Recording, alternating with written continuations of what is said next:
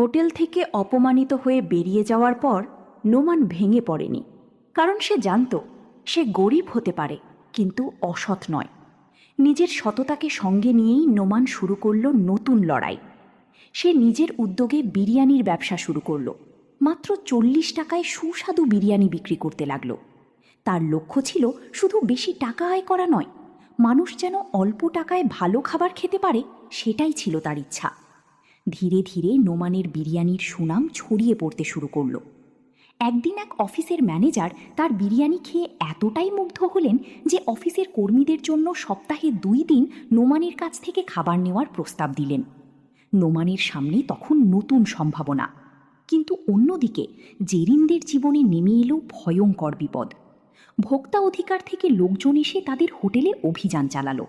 অভিযোগ ছিল হোটেলে অস্বাস্থ্যকর খাবার পরিবেশন করা হচ্ছে। তল্লাশির সময় খাবারের মধ্যে পোকা পাওয়া গেল।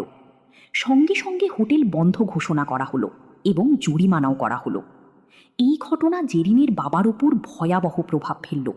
অতিরিক্ত চিন্তায় তিনি অসুস্থ হয়ে পড়লেন। জেরিন তখন অসহায় হয়ে নোমানকে ফোন করল। আর নোমান সে অতীতের সব অপমান ভুলে ছুটে গেল তাদের পাশে।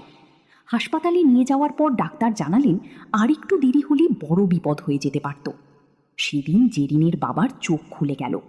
তিনি বুঝতে পারলেন যাকে তারা চোর ভেবেছিল সেই নোমানই বিপদের সময় সবার আগে পাশে এসে দাঁড়িয়েছে।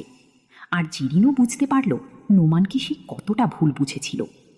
পুরনো সেই জায়গায় নোমানকে ডেকে জেরিন নিজের সব ভুল স্বীকার করল। সে বুঝতে পারল অন্যের কথায় আর নিজের অহংকারে সে তার জীবনের সবচেয়ে গুরুত্বপূর্ণ মানুষটাকেই হারাতে বসেছিল।